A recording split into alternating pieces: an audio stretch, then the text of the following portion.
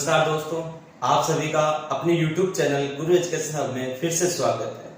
आज के video session में हम प्रश्नावली 3 है उसके लास्ट टॉपिक है या जो लास्ट प्रश्नावली है 3.6 उसके बारे में पढ़ने जा रहे हैं। अभी तक हमने प्रश्नावली 3.5 तक जितने भी क्वेश्चन है वो सोल्व कर लिए। तो आज शुरू करते हैं प्रश्नावली 3.6। प्रश्नावली 3.6 तो देखिए क्या है, इसमें हम पढ़ेंगे कि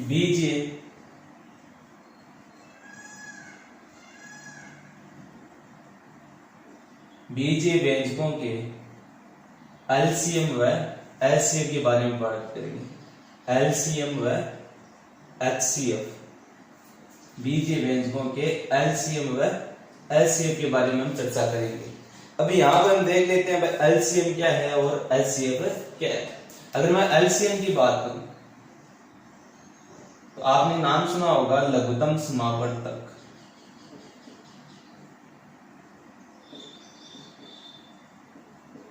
तो एलसीएम को हम हिंदी में क्या कहते हैं, लघुत्तम समावर्तक, या आप कहते हो उसको लस है।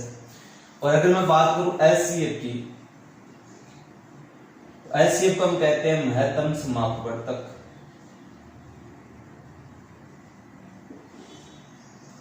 या मस से कहते हैं। ऐसे आपने छोटी क्लासों में या पिछली क्लास में पढ़ा होगा कि लस से याद कीजिए, मस से याद कीजिए, तो आपको ये आया लघुत्तम समावर्तक याद कीजिए या महत्तम समावर्तक याद कीजिए। यहाँ पर हम किसके बारे में देखेंगे, बीजीय व्यंजकों के एलसीएम और एचसीएफ के बारे में चर्चा करेंगे।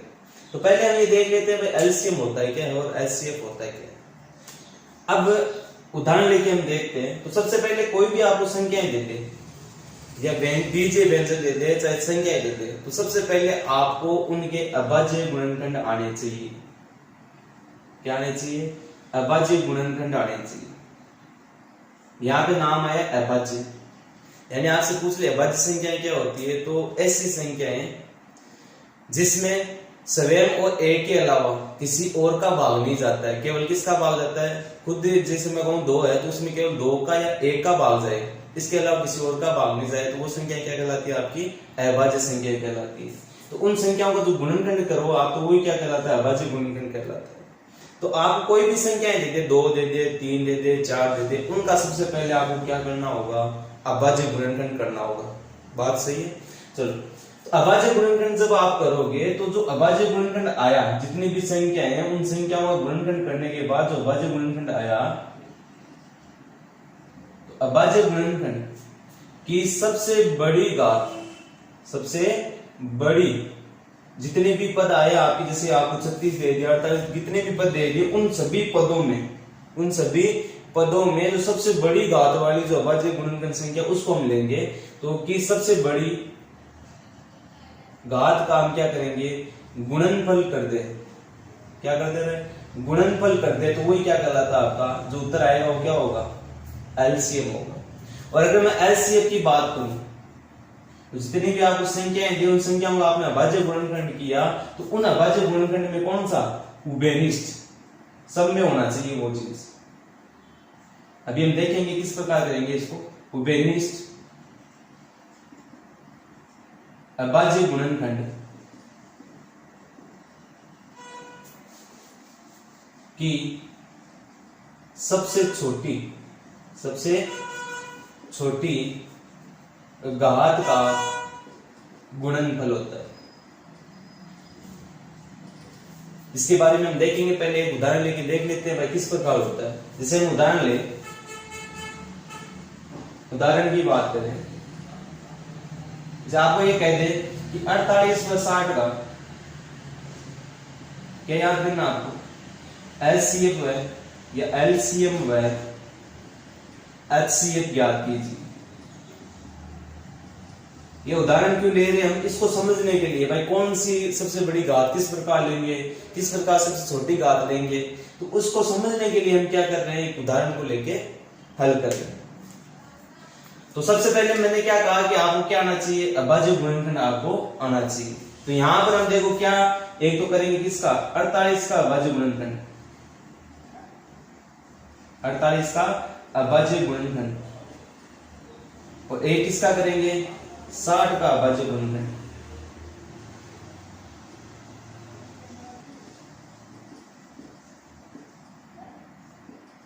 तो देखो अभाज्य गुणनखंड किस प्रकार करेंगे, जैसे मैं कहूँ 48 का करना है, तो 48 सबसे पहले 2 का भाग आता होगा आपको ये, तो एक और देख लो कितनी बार गया 24 बार, 2 का भाग 12 बार, फिर 2 का भाग 6 बार, फिर 2 का भाग 3 बार, फिर 3 का भाग 1 बार। तो इसको मैं क्या लिखूंगा, इसको मैं ये लिखूंगा कि 2 इंटू 2 कितनी बार, 2 4 बार इंटू 3।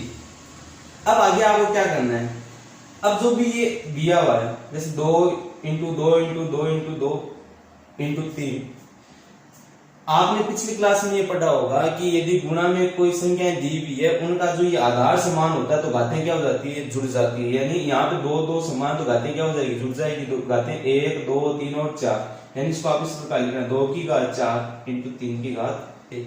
इसका मतलब आपके पास क्या है, 48 का अभाज्य गुणनखंड क्या है, अभाज्य गुणनखंड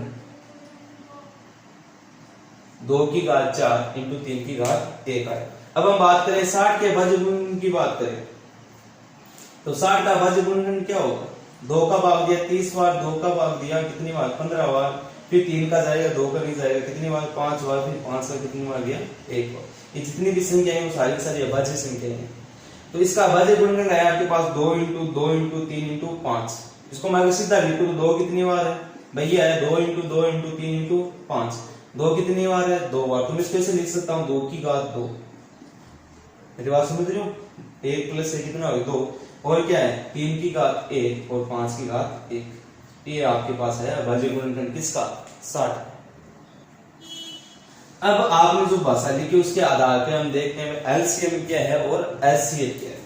तो हम पहले बात कर लेते हैं किसकी, 48 व 60 का एलसीएम। एलसीएम हमने क्या लिखा है, अभाज्य गुणनखंड, ये रहे अभाज्य गुणनखंड की सबसे बड़ी घात का गुणनफल। तो इन दोनों में देखो, ये जो अभाज्य गुणनखंड आए इन दोनों में देखो सबसे बड़ी घात, जैसे इसमें 2 है इसमें भी 2 है, इन दोनों में बड़ी घात कौन सी, 2 की घात 2 है या 2 की घात 4 है, 2 की घात 4 है। चलो सर ये लो 2 की घात 4। अगर मैं बात करूं 3 की घात 1 और इसमें भी 3 की घात 1 है, इसका मतलब न तो बड़ी है न छोटी है, बराबर है, तो वो का वो वापिस हमें लिख देंगे। समझ रहे मेरी बात। आगे देखो इसमें आगे कुछ है नहीं, इसकी बात करें तो इसमें क्या है 5 की घात 1, इसमें है क्या नहीं है, तो बड़ी घात लेंगे हम चाहे हो या ना हो, दोनों में हो या ना हो, 2 भी हो सकते हैं 3 भी हो सकते हैं 4 भी पद हो सकते हैं। तो इन चारों में चाहे हो या न हो हमें क्या लेना है, सबसे बड़ा पद लेना है, तो सबसे बड़ी घात वाला पद लेना है। तो यहाँ 5 की घात 1 है, इसमें है नहीं तो ये वाला हम ले लेंगे, तो 5 की घात 1। अब इन सबको गुणा करा देंगे तो क्या आएगा, 2 की घात 4 कितना होगा 16 इंटू 3 इंटू 5, 16 को 3 से गुणा किया 48, 48 को 5 से गुणा किया तो 48 इंटू 5 तो कितना आ जाएगा, गुणा करोगे तो आपके पास आएगा 240। तो इसका एलसीएम कितना है आपके पास 240। मेरी बात समझ रहे हो। तो भाषा क्या है एलसीएम की, अभाज्य गुणनखंड की जो सबसे बड़ी घात है उसका जब आप गुणनफल करो तो आंसर आएगा वो क्या कहलाएगा, आपका एलसीएम कहलाएगा। समझने के लिए हमने उदाहरण लिया था। अगर हम बात करूं किसकी, एचसीएफ की बात करूं, 48 व 60 का क्या याद करना है हमें, एचसीएफ याद करना है। तो एचसीएफ में हमने क्या लिखा, ये बात सबसे मोस्ट है, क्या लिखा मैंने, उभयनिष्ठ। उभयनिष्ठ मतलब दोनों में होना चाहिए। जैसे मैं कहूं 2 है, इन दोनों में है या नहीं है, अभाज्य गुणनखंड है वो दोनों में होना चाहिए सेम टू सेम। इसमें है तो 3 है क्या, दोनों में है क्या, 5 है क्या नहीं है, इसका मैं 5 को नहीं इसमें नहीं लेंगे, केवल कौन सी संख्याओं को लेंगे, अभाज्य संख्याओं को। वो बेनिष्ठ हो दोनों में उनको ही हम लेंगे, और उनमें से किसको लेंगे, जिनकी घात क्या हो सबसे छोटी हो उनको लेंगे। तो देखो 2 की घात 2, 2 की घात 4 दोनों में बेनिष्ठ है, कौन सा लेंगे, छोटी वाला बड़ी वाला, सबसे छोटी वाला। तो सबसे छोटा कौन सा है, 2 की घात 2। तो यहां से हम क्या लेंगे कि 2 की घात 2 इंटू इन दोनों में 3 है, दोनों में बराबर है, न छोटा है न बड़ा, तो क्या लेंगे 3 की घात 1 और 5 नहीं है तो वो बेनिष्ठ नहीं है, इसका मतलब 5 को यहाँ पर हमें नहीं लेंगे। एलसीएम में लेते हैं, एचसीएफ पे नहीं लेते। एचसीएफ में कौन सा लेते हैं, केवल बेनिष्ठ। अब देखो आपके पास जो एचसीएफ आया वो कितना आएगा, एचसीएफ आया 2 की घात 2 4 इंटू 3, 4 को 3 से गुणा किया कितना है एचसीएफ, पता है। अगर मैं दोनों की बात करूं तो एलसीएम तो आपके पास है कितना 240 और एचसीएफ की बात करूं तो कितना है 12। मेरी बात समझ रहे होंगे। तो ये परिभाषा आपकी कि अभाज्य गुणनखंड की सबसे बड़ी घात है उनका गुणनफल करो तो वो तो क्या होगा एलसीएम, और अगर मैं उभयनिष्ठ अभाज्य गुणनफल की सबसे छोटी घात का गुणनफल करूं तो वो क्या होगा, एलसीएम। इसके बारे में हम और परिभाषा देख लेते हैं क्या हो सकता है। तो यहां से आप समझना कि एक तो 48 था, एक क्या था 60, दो संख्याएं थी आपके पास, इनका एक तो आया आपके पास एलसीएम और एक क्या आया एलसीएफ। तो एलसीएम आपके पास आया 240 और एलसीएफ आपके पास आया कितना 12। तो अगर मैं बात करूं कि एलसीएम किसे कहते हैं, तो वह सबसे छोटी संख्या, वह सबसे छोटी संख्या जिसमें दी गई संख्याओं का पूरा पूरा भाग जाता है, वह सबसे छोटी संख्या जिसमें दी गई संख्याओं का पूरा पूरा भाग जाता है वो तो क्या कहलाएगा, एलसीएम। जैसे आपसे पूछ ले कि को दो संख्या देते हैं तो इससे पूछ ले कि सबसे छोटी संख्या याद कीजिए तो क्या याद करोगे आप, एलसीएम। और सबसे बड़ी संख्या, अब देखो यहां से एलसीएम तो क्या हो गया कि सबसे छोटी संख्या जिसमें दी गई संख्या को पूरा पूरा भाग जाता है वो तो एलसीएम होगा। अगर एलसीएम की बात करूं तो क्या होगा कि वह सबसे बड़ी संख्या जिसका दी गई संख्याओं में पूरा पूरा भाग जाता है तो वो क्या कहलाता है, आपका एलसीएम कहलाता है। तो यहां तक आप देख लीजिए, फिर आगे की ओर चलते हैं, हम बीजीय व्यंजकों के एलसीएम और एलसीएम की बातें करते हैं। देख लीजिए तो चलिए बीजीय व्यंजकों के एलसीएम और एचसीएफ की कुछ और बातें उनके बारे में भी हम चर्चा कर लेते हैं। जो अभी हमने पढ़ा था वही तरीका किसके लिए लगेगा, बीजीय व्यंजकों के लिए एलसीएम और एचसीएफ याद करने के लिए लगेगा। तो वो हम जब क्वेश्चन करेंगे तब और सीख लेंगे। तो चलिए इसमें कुछ और बातें देख लेते हैं। देखो इसमें क्या है कि माना कि कोई दो व्यंजक, आप चाहे व्यंजक कह दो या बहुपद कह दो, माना कि कोई दो व्यंजक, एक तो मैंने मान लिया क्या है यूएक्स, इसको समझना आप एक बार। वह पहला तो जो व्यंजक है या बहुपद है वो तो क्या है यूएक्स और दूसरा क्या है वीएक्स। वो तो यदि माना कि कोई दो व्यंजक यूएक्स और क्या हो वीएक्स हो तथा इनका वो तो इनके एलसीएम व एलसीएफ का गुणनफल, मोस्ट है ये लिख लेना आप साथ साथ कि इनके, जब आपको ये कहे कि दो व्यंजक आपको दिया गया, एक तो यूएक्स दिया गया है, एक क्या दिया गया है वीएक्स, कोई दो व्यंजक दिए गए, अभी देखेंगे किस प्रकार। तो इनके जब आप इनका एक तो क्या याद करो एलसीएम याद करो, एक क्या याद करोगे एलसीएफ याद करोगे, तो इन दोनों का जो गुणनफल है, इन दोनों का गुणनफल दोनों व्यंजकों के गुणनफल के बराबर होता है, गुणनफल के बराबर होता है, बराबर होता है। यानी मैं आपको ये कह सकता हूं कि अगर आप ये दो व्यंजक है, इन दो व्यंजकों का क्या है एलसीएम आपको दिया और एलसीएफ, इन दोनों का जब आप गुणा करो तो किसके बराबर होगा, यूएक्स इंटू वीएक्स के क्या होगा बराबर होगा। ये बात आपको याद रखनी। जैसे मैं अभी बात करूं, अभी हमने देखा था 48 व 60 का हमने क्या याद किया था, एक तो एलसीएम याद किया था और एक क्या याद किया था एलसीएम याद किया था। एलसीएम आप क्या आया था 12 और एलसीएम की बात में कितना आया था 240। तो यहाँ पे ये क्या कह रहा है कि जब आप एलसीएफ और एलसीएम को गुणा करो, यानी 12 इंटू किसको गुणा करो 240 को गुणा करो, तो किसके बराबर होता है यूएक्स और वीएक्स के गुणनफल के बराबर होता है। तो यूएक्स कितना है 48 और वीएक्स कितना है 60, इन दोनों के गुणनफल के क्या होता है बराबर होता है। आप गुणा करके दोनों को देख लेना, दोनों क्या होगा इक्वल होगा। ठीक, तो ये बात आपको याद रखनी। तो चलिए हम प्रश्नावली को चलते हैं, आप लिख लेना क्या है कि यूएक्स और वीएक्स दो बीजीय व्यंजक है, मान दिए गए कोई बहुपद है, उन दोनों का अगर आप गुणा करो तो वो गुणा किसके बराबर होता है, उनके एलसीएम और एचसीएफ के गुणनफल के बराबर होता है। लिख लेना, इसको याद कर लेना, ये काम आएगी आपके। तो चलिए प्रश्नावली शुरू करते हैं फिर। तो चलिए प्रश्न नंबर 1 की बात करते हैं। क्या कह रहा है कि निम्नलिखित व्यंजकों के लघुत्तम समापवर्तक ज्ञात कीजिए। ठीक, तो आपको कह रहा है कि जो ये व्यंजक दे रहा है इसका आपको लघुत्तम समापवर्तक ज्ञात करना है। तो पहले सबसे पहले आपको क्या करना होगा, वही बात जो भी आपको अगर एचसीएफ या एलसीएम याद करना हो, यानी यहाँ पे तो आपको क्या याद करना है एलसीएम, और अगर एचसीएफ या एलसीएम दोनों याद करने हो तो आपको सबसे पहले क्या करना होगा, अभाज्य गुणनखंड करना होगा। तो यहाँ पे आपको दो पद दे रहे हैं, एक तो क्या दे रहा है ये वाला, एक दे रहा है ये। आप इसको ये भी मान सकते हो ये u है, ये क्या है v है। अब देखो अभी हमने लिखा था कि दो बीज बेचेगी तो ux लिखा था, क्या लिखा था vx। ठीक, ये कब मानेंगे, जब आपको केवल एक बहुपद दिया हुआ है। कौन से, केवल आपको बहुपद दिया हुआ है किसके रूप का, अक्ष के रूप का, पूरा का पूरा अक्ष के रूप का दिया, तब हम क्या मानेंगे ux। और जब अक्ष के रूप का दिया तो हम क्या मानेंगे vx। और अगर x y z a b c इस प्रकार के आ रहे हैं तो हम उसको केवल क्या मानेंगे u और v। कि माना दो बीज व्यंजक है, या ये मान लो कि ये u बराबर ये हुआ और v बराबर ये हुआ, ऐसे मान के भी कर सकते। तो हमें क्या करना होगा पहले कि जो भी दिया हो उसका आपको अभाज्य गुणनखंड, कि 24 का 2y z का अभाज्य गुणनखंड, इनको अभाज्य गुणनखंड के रूप में लिखने का।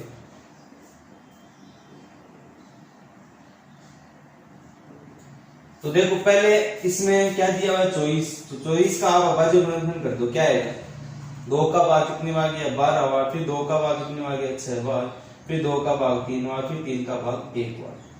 तो इसको हम ऐसे लिख सकता हूँ 2 गुणा 2 गुणा 2 गुणा 3, और आगे क्या दे रहा है जो चर पद है उनके आपको क्या करने गुणनखंड करने, तो ये सीधा हो जाएगा x की घात 2 इंटू वाई इंटू जेड। इसको मैं ऐसे लिख सकता हूँ x की घात 2 इंटू वाई की घात 1 इंटू जेड की घात 1। जब मैं इसको घात के रूप में बदलूं तो यहाँ पे घात कितनी हो जाए 2 की घात 1 1 1, तो 1 2 और 3, तो 2 की घात कितनी हुई 3।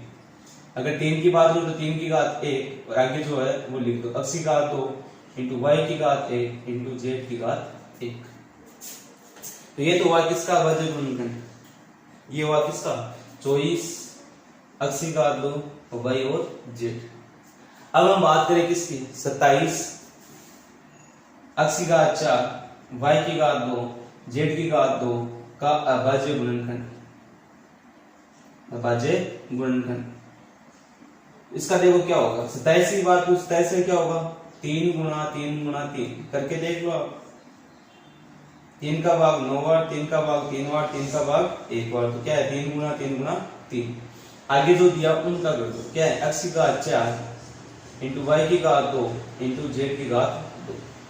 एक एक प्रश्न है, सारे प्रश्न आपको समझ नहीं, सारे अलग अलग टाइप के प्रश्न है। यहाँ पर हम देखें तो यहाँ पे क्या है 3 की घात 3 इंटू x की घात 4 इंटू वाई की घात 2 इंटू जेड की घात 2। तो ये तो हुए किसके अभाज्य गुणनखंड, ये हुए 27 x की घात 4 y की घात 2 z की घात। तो यहाँ तक तो आपको समझ में आया होगा। अब आपको क्या याद करना है, इनका क्या याद करना है लघुत्तम समापवर्तक, लघुत्तम समापवर्तक, यानी हम क्या याद करेंगे एलसीएम किनका 24 x की घात 2 y z व 27 x की घात 4 y की घात 2 z की घात 2 का लघुत्तम समावर्तक आपको ज्ञात करना है।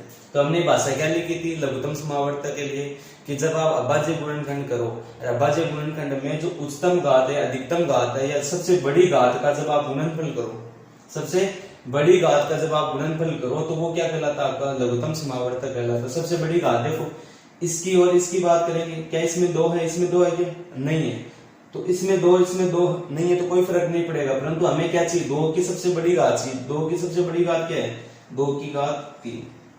ठीक, अब देखो यहाँ पर 3 है और यहाँ पे क्या है 3 की घात, इसमें भी 3 है इसमें भी 3 है, इन दोनों में बड़ी घात कौन सी है 3 की घात 3। चलो आगे क्या x की घात 2, क्या इसमें है क्या x वाला पद, x का पद है इसमें x की घात 2 इसमें x की घात 4, तो बड़ी घात कौन सी x की घात 4। चाहे हो या ना हो हमें तो क्या चाहिए बड़ी घात वाला पद चाहिए। इसमें y की घात 1 इसमें y की घात 2, तो क्या लेंगे y की घात 2। अब बताओ आगे वाले में आप बताओ क्या आएगा z की घात 1 और z की घात 2 में क्या आएगा z की घात 2 आएगा। अब क्या करना आप इनको गुणा कर दो, 2 की घात 3 कितना होगा 8, 3 की घात 3 कितना होगा 27। इसको हम क्या लिखते हैं x की घात 4 y की घात 2 और z की घात 2। ठीक, 8 को किससे गुणा कर दो 27 से गुणा कर दो, 8 को 27 से गुणा करेंगे तो कितना आएगा 216। आगे कितना आएगा x की घात 4 y की घात 2 और z की घात 2। इसका मतलब कि आपकी जो 24 x की घात 2 y z व 27 x की घात 4 y की घात 2 z की घात 2 का एलसीएम कितना है आपके पास 216। x की घात 4 y की घात 2 और z की घात 2 आएगा। इस प्रकार आपको सोल्व करना है। अगर बाई चांस आपसे ये पूछ ले कि इसका एलसीएम याद कीजिए, ये पूछा जाता तब क्या करते आप? एलसीएम में हमने क्या लिखा था, दोनों में वेनिस्ट होना चाहिए और छोटी घात वाला। तो वेनिस्ट क्या इसमें 2 है, इसमें 2 है क्या? नहीं है, तो 2 वाला हम इसमें एलसीएम में ले लेंगे। अगर 3 की घात 1 और 3 की घात 3 की बात करें तो इसमें छोटी घात दोनों में है, वेनिस्ट छोटी घात कौन सी? 3 की घात है इनटू x की घात। अब देखो यहाँ पे x की घात 2, इसमें x की घात x वाला पद है, इसमें 2 है, इसमें 4 है, सबसे छोटी घात कौन सी? x की घात 2। इसमें देखो y का भी पद है, इसमें भी y का पद है, तो क्या लेंगे? छोटी घात कौन सी? y की घात 1 और z वाले में छोटी घात क्या है? z की घात 1। आप इसको सोल्व करोगे उत्तर क्या है? 3x की घात 2y और z। अगर एचसीएफ की बात करता तो एचसीएफ का उत्तर कितना आता? 3x की घात 2 y और z। केवल हमें पूछा क्या है यहाँ पर? एलसीएम। एलसीएम इस प्रकार ज्ञात करेंगे, और एचसीएफ पूछता तो इस प्रकार ज्ञात करते हैं। यहाँ तक आप देख लीजिए, फिर आगे चलते हैं क्वेश्चन नंबर 2 की ओर। तो चलिए क्वेश्चन नंबर 2 की ओर चलते हैं। क्या है कि x की घात 2 माइनस 3x प्लस 2 और x की घात 4 प्लस x की घात 3 माइनस 6x की घात 2, ये आपको दो बीजीय व्यंजक दिए गए, इनका आपको क्या याद करना? लघुत्तम समावर्तक। तो अब देखो यहाँ पे आपको ये पूरा पूरा x का फॉर्मेट दिया हुआ है, x के जो पद दिए गए इसमें भी x का पद दिया हुआ, तो हम ये मान लेते हैं कि माना इसको दो बहुपद मान लेते हैं कि माना ux बराबर, तो क्या मान लिया?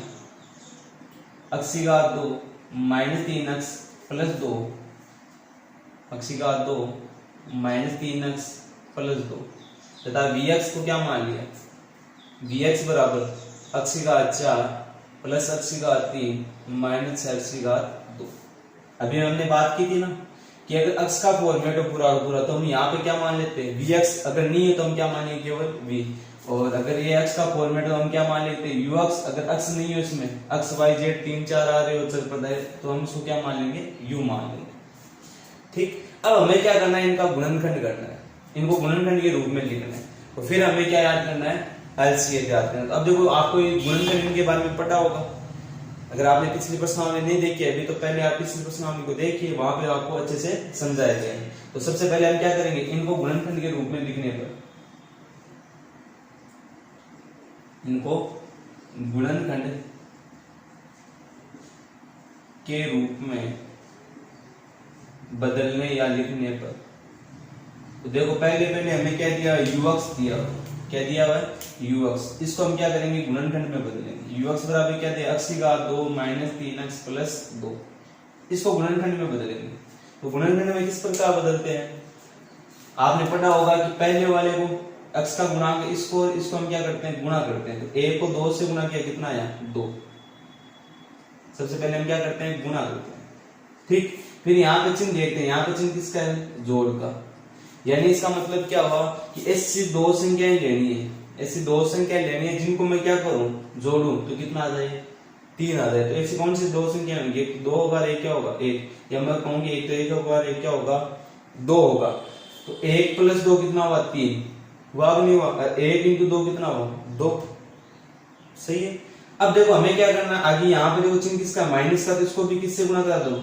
इन दोनों को किससे गुणा करा दो? माइनस से। तो ये -1 और -2, आगे क्या? x, ये लिख दो x। तो इसके टुकड़े क्या होंगे? 3x के, -x और माइनस के 2x। देखो इसको क्या करेंगे? x की घात 2 minus x minus 2x plus 2, इन दोनों में क्या कॉमन आया? x। अंदर क्या बचेगा? x minus 1। इन दोनों में क्या कॉमन आया? यहाँ पे चिन्ह माइनस है तो माइनस लेंगे, दोनों में क्या कॉमन आया? 2। अब माइनस कॉमन लिया, चिन्ह क्या हो जाएंगे? चेंज। ये तो हो गया प्लस का, किसका हो जाएगा? माइनस का। 2 कॉमन लिया तो यहाँ से बचा x, ये प्लस से हो गया माइनस का, और 2 का भाग गया कितनी बार? 1 बार। अब यहाँ से कॉमन क्या है आपके पास? x माइनस 1, तो यहाँ से बचा क्या आपके? x, और यहाँ से क्या बचा? माइनस का 2। किसका मान आया? ux का। तो ux यानी इसके गुणनखंड हो गए। x की घात 2 माइनस 3x प्लस 2 के गुणनखंड क्या हुए? x माइनस 1 और x प्लस x माइनस 2। अब हम किसके गुणनखंड करेंगे? vx के। तो देखना इसको,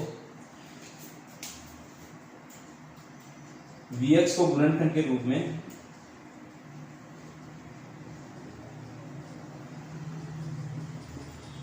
लिखने पर या बदलने पर, तो vx क्या दिया हुआ आपको, vx बराबर दिया x की घात 4 माइनस फिर प्लस x की घात 3 माइनस x की घात 2। अब इन तीनों में क्या कॉमन आ रहा है, इन तीनों में कॉमन आ रहा है क्या, सबसे पहले देखो ये x की घात 4 x की घात 3 और x की घात 2, तो यहाँ पर तीनों में x का पद है या नहीं है, तो सबसे पहले आप x के पद को क्या ले लो, कॉमन ले लो।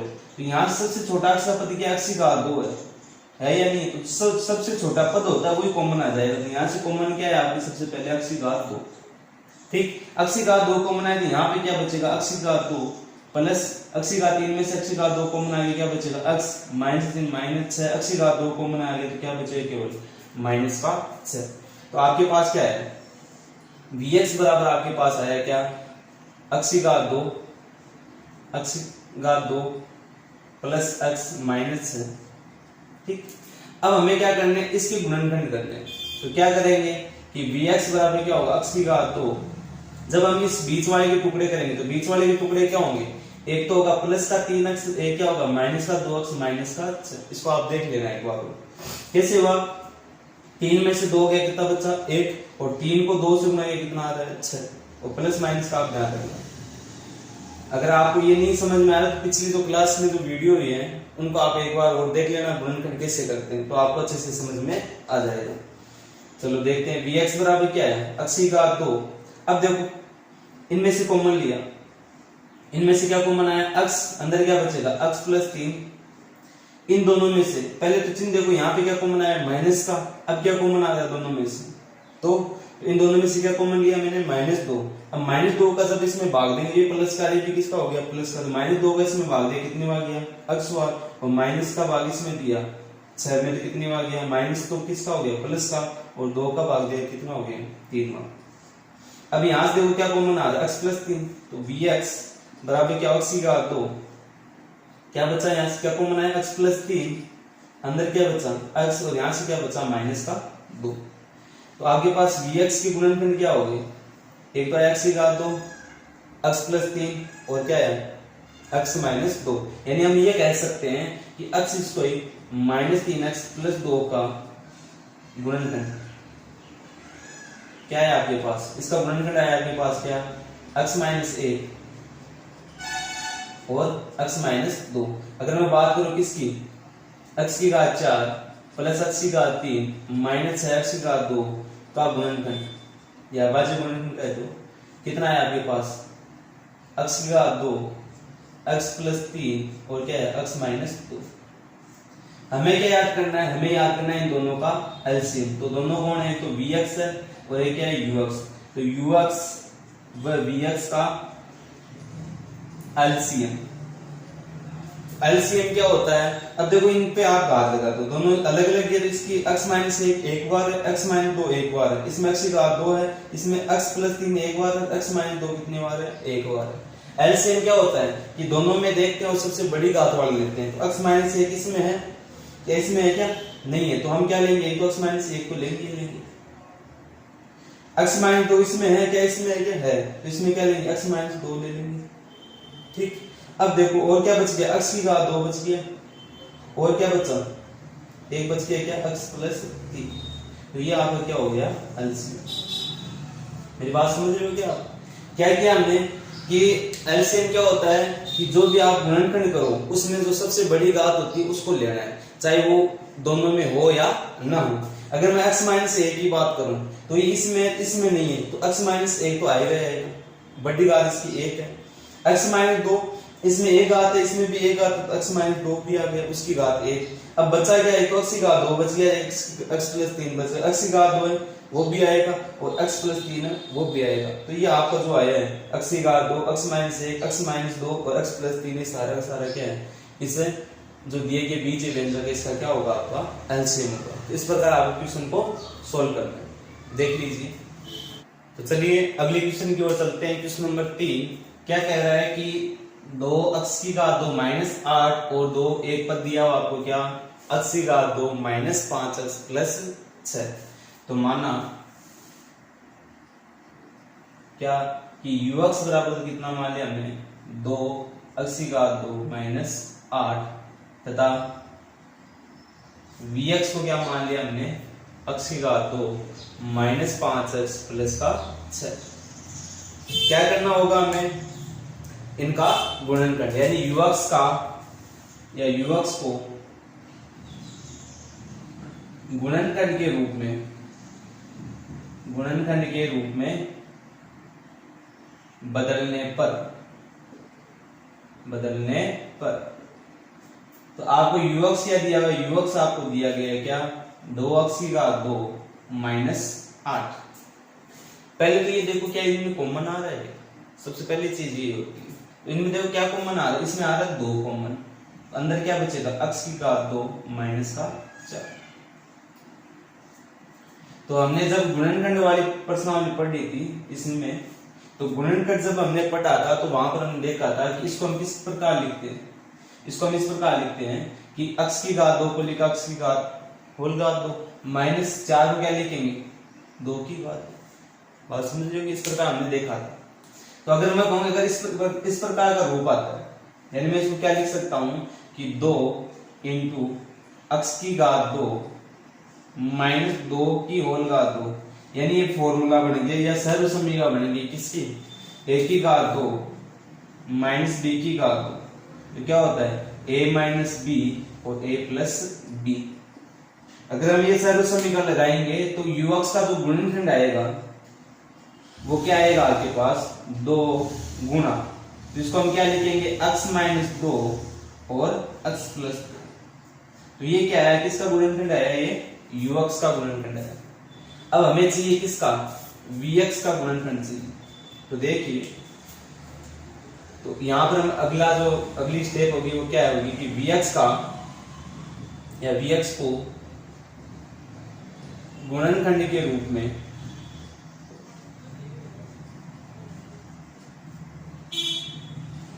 बदलने पर, देखो vx बराबर आपको दिया हुआ है x की घात 2 माइनस 5x प्लस, क्या कुछ कॉमन आ रहा है, नहीं आ रहा। हमें क्या करना है, केवल इस बीच वाले के टुकड़े करने हैं। तो टुकड़े देखो क्या होंगे, तो आप करके देखना क्या है आपके, तो इसके टुकड़े होंगे क्या, माइनस का 3x और माइनस का 2x और प्लस का कितना होगा 6 हुए। क्यों, क्योंकि माइनस 3 माइनस 2 कितना होगा, माइनस के 5 और माइनस 3 और माइनस 2 कितना होगा, minus into minus plus 3 into 2 कितना है 6। वैसे आपको करके भी बताया किस प्रकार टुकड़े आते हैं, तो देख लेना आप एक बार। तो vx बराबर क्या आया, इन दोनों में क्या कॉमन आएगा x, ठीक, और x कॉमन आया तो यहाँ बचेगा क्या अंदर x माइनस 3, यहाँ से क्या कॉमन आया माइनस, और क्या कॉमन आया 2 माइनस 2 कॉमन आया, तो इस माइनस 2 का इन दोनों में भाग लगाएंगे, तो माइनस 2 का इसमें भाग लगाए, माइनस जो माइनस से माइनस का क्या हो गया प्लस, और 2 का भाग लगाया, 2 से 2 कैंसिल, क्या बचा x, और ये माइनस के साथ में प्लस किसका हो गया माइनस का, और 2 का भाग 6 में लगाया कितना है 3। अब देखो इन दोनों में क्या कॉमन आ रहा है x माइनस 3, तो vx बराबर है x माइनस 3, यहाँ पे क्या बचा x और यहाँ पे क्या बचा माइनस का 2। तो इसका मतलब vx का गुणनखंड ये आ गया। यहाँ पर आप ux वाला वापस लिख दो, ux बराबर आपके पास क्या है 2 x minus 2 into x plus 2, घातों के रूप में इसको लिख दो।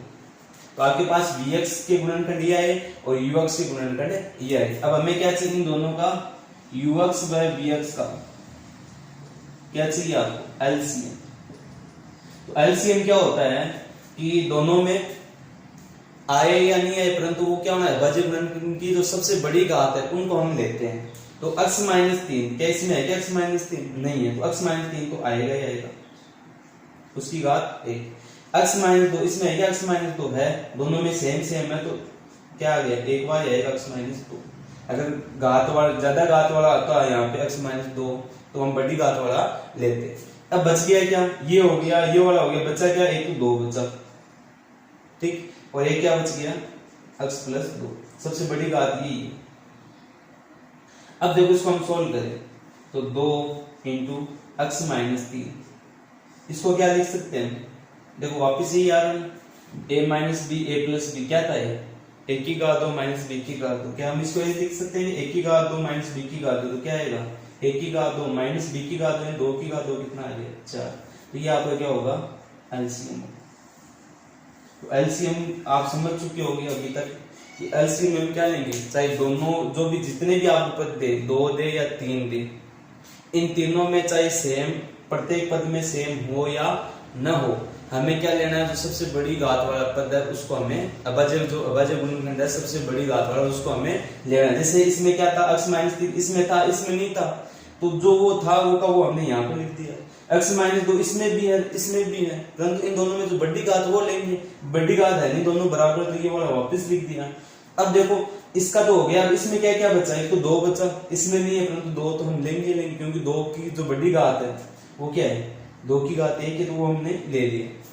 और क्या बचा यहाँ पर x प्लस 2, वो x प्लस 2 इसमें नहीं है, तो परंतु है तो सही ना, तो हम यहाँ पे क्या लेंगे, x प्लस 2 और ले लेंगे। अब इसको हम सोल्व करेंगे, 2 इंटू x माइनस 3 आ गया, इसको हमने देखा तो ये बन रहा सूत्र क्या, a माइनस बी और a प्लस बी, तो क्या हुआ, 1 की घात 2 माइनस b की घात। अगर यहाँ तक लिखो तो भी आपका सही है। तो इस प्रकार हम क्या करेंगे, एलसीएम ज्ञात करेंगे।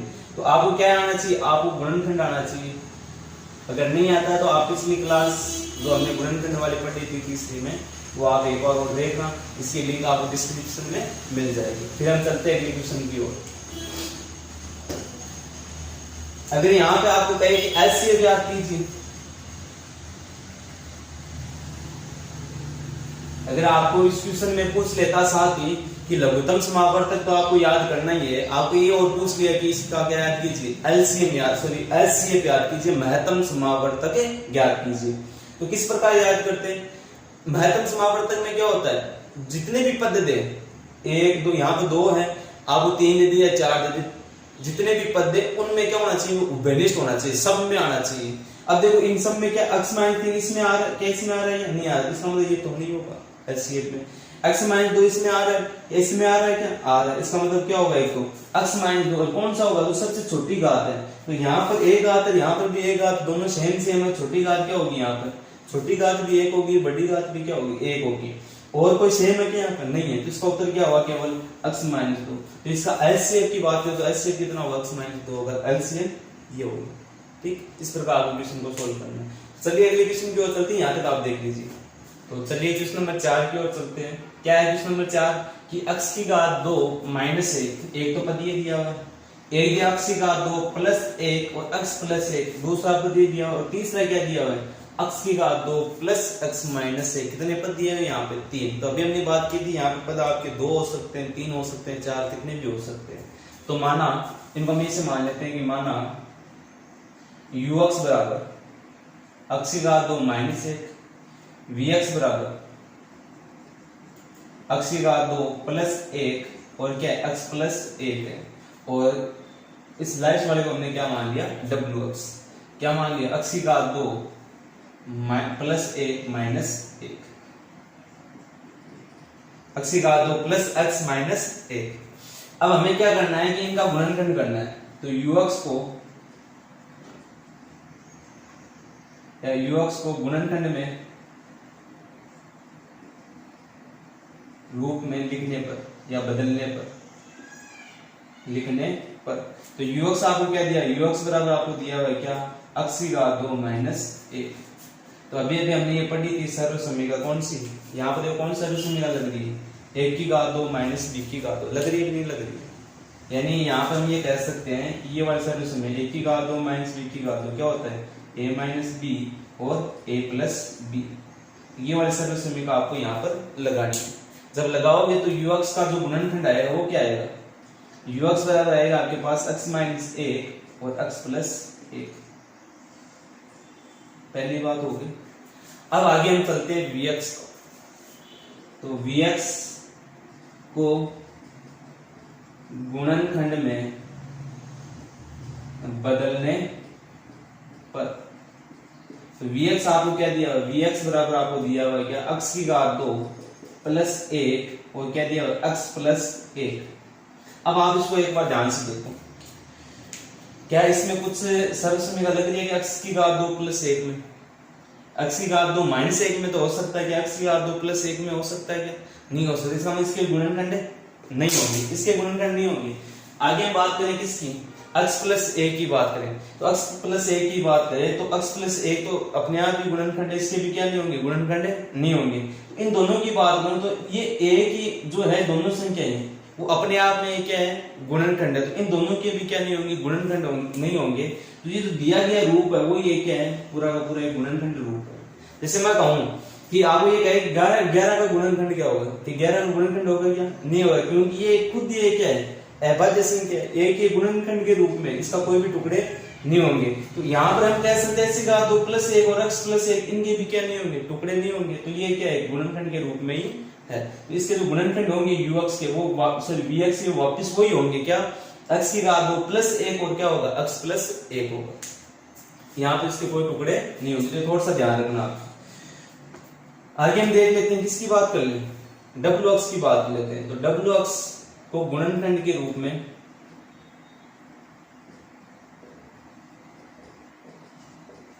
बदलने पर, तो देखो wx बराबर क्या दिया है, x की घात 2 + x - 1। अब देखो इसको, अगर मैं बात करूं इसके टुकड़े की बात करूं या गुणनखंड की बात करूं, तो यहां से यहां पे कितना है, एक को किससे गुणा कराओगे, 1 से। आपने किसको गुणा करा है, 1 को गुणा करा है 1 से। अब आपको टुकड़े करने हैं, यहां पे जो चिन्ह किसका है, माइनस का, यानी घटाना आपको। ऐसी दो संख्याएं घटानी है आपको, कि घटाऊं तो कितना आ जाए, 1, और अगर मैं उनको गुणा करूं तो कितना आ जाए, 1। तो ऐसी कोई सी दो संख्या नहीं होगी जिनको मैं घटाऊं तो 1 आएगा, और गुणा करो तो भी कितना आएगा, 1 आएगा। जैसे आप ये सोचो कि 1 और 1 ले लो, 1 में से 1 घटा दो, 1 में से 1 घटा दो, कितना बचेगा, 0 बचेगा। 1 को 1 से गुणा किया 1 आया, परंतु हमें क्या चाहिए, यहाँ पे 1 चाहिए। ऐसी कोई सी दो संख्या नहीं है जिनको मैं घटाऊं तो कितना आए, 1 आए, और गुणा करो तो कितना आ जाए, 1 आ जाए। ठीक, तो इसका मतलब इसका भी क्या नहीं होगा, गुणनखंड नहीं होगा। तो दिया गया रूप है वही एक प्रकार का क्या है, गुणनखंड है। तो मैं क्या कह सकता हूँ, wx को मैं ऐसा लिख सकता हूँ, x की घात 2 + x - 1। ये एक प्रकार का क्या, इसका गुणनखंड है, इसका और गुणनखंड नहीं होगा। चलो देखते हैं फिर, आपके पास गुणनखंड आया तो ux का आया। अब हम एलसीएम की बात करें तो ux का गुणनखंड क्या है, x - 1 और क्या है, x + 1। vx की बात करें तो vx में क्या है, x की घात 2 + 1 और क्या है, x + 1। और wx की बात करें तो wx में क्या है, x की घात 2 + x और माइनस का क्या है, 1 है। अब इन तीनों में घात लगा दो, यहाँ पे 1 1 1 और 1। अब तीनों में हमें क्या चाहिए, ux vx तथा wx का एलसीएम क्या चाहिए, हमें एलसीएम चाहिए। तो एलसीएम में क्या देखते हैं कि सब में हो या नहीं हो, परंतु क्या होना चाहिए, सबसे बड़ी घात होनी चाहिए, x - 1। पहले देखो है क्या, और नहीं है, सबसे बड़ा ही होगा, तो x - 1। x + 1 है इसमें भी है, और सबसे बड़ी घात दोनों में सेम है, तो वापस वही आएगा, x + 1। आगे देखो ये वाला हो गया, ये हो गया। अब देखो क्या बचा, x की घात 2 + 1, क्या इसमें है, तीनों में है क्या, नहीं है, केवल इसमें, तो सबसे बड़ी घात वाला यही होगा, x की घात 2 + 1। बच्चा कौन, ये, तो ये भी अकेला है, ये सबसे बड़ी घात वाला, तो इसको भी हम साथ में लेंगे एलसीएम में। तो x की घात 2 + x - 1।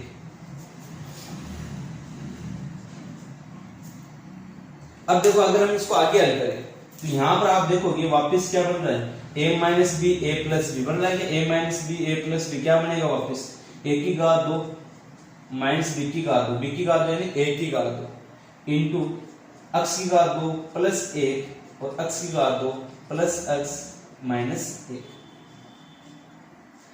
अगर मैं इन दोनों की वापस बात करूं तो यहां पर आके वापस सर्वसमीकरण लग रही है क्या, a - b और a + b। इसको मैं क्या लिख सकता हूं, a की घात 2 - b की घात 2।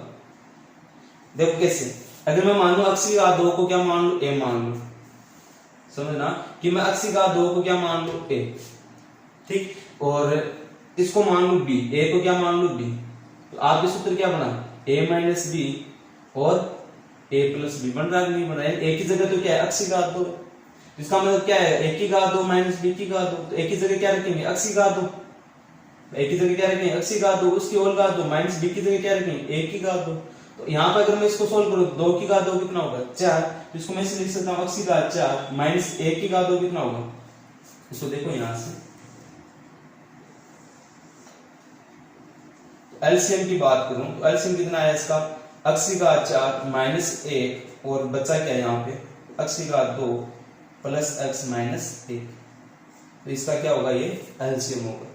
मेरी बात समझ लो, ए की घात 2 माइनस बी की घात sorry A minus B A plus B, इसको माना हमने ए, इसको माना बी, तो ये हुआ ए minus B A plus B. क्या हुआ, ए की घात 2 माइनस बी की घात 2, ए का मान x की घात 2 तो x की घात 2 उसकी घात 2, 2 इंटू 2 कितना हुआ 4, तो x की घात 4 माइनस ए की घात 2 कितना होगा 1 होगा, और इंटू में जो दिया जो बच गया वो लिख दो x की घात 2 प्लस x माइनस 1, ये इसका क्या होगा एलसीएम होगा। ठीक, हमें क्या याद करना था, केवल एलसीएम। अगर आपसे पूछ लिया एलसीएम क्या होगा तब बताओ। एलसीएम में क्या होता है, सब में होना चाहिए। देखो देखिए सब में है क्या, माइनस x माइनस 1 इसमें है क्या, नहीं है, तो इसका मतलब x माइनस 1 नहीं होगा। एलसीएम की बात करें तब x प्लस 1 इसमें है, इसमें नहीं है, तीनों में होना चाहिए, नहीं है तो ये भी नहीं होगा। अब बचा क्या, कुछ भी नहीं है कॉमन, कुछ भी जब कुछ भी कॉमन नहीं होता तब उसका एलसीएम क्या होता है, 1 होता है। जब कुछ भी कॉमन नहीं है, कुछ भी उभयनिष्ठ नहीं हो तीनों में, या दो जितने भी आपको पद दे उन सभी पद में कोई भी उभयनिष्ठ पद नहीं हो, तब वहां पर एचसीएफ क्या होता है 1। तो यहाँ पर तीनों में कोई उभयनिष्ठ पद नहीं है, तो यहाँ पर एचसीएफ क्या होगा 1 होगा। ये आपको ध्यान रखना है। तो ये था आपका प्रश्न नंबर 4। अगर आपको यहाँ तक वीडियो अच्छा लगा तो लाइक कीजिए, शेयर कीजिए और कमेंट कीजिए। और आज का वीडियो सेशन आपका यहीं तक है, और अपनी जो पढ़ाई है उसको निरंतर जारी रखें। और भी अगर आपके कोई भी डाउट हो तो कमेंट बॉक्स आपके लिए हाजिर है, कमेंट बॉक्स में कमेंट करके बताइए। और अगली जो प्रश्नावली वो कौन सी आपको पढ़ानी है, जो 10वीं क्लास है उसमें आपको कौन सी प्रश्नावली पढ़ानी है, तो आप कमेंट बॉक्स में कमेंट करके जरूर बताइए। धन्यवाद।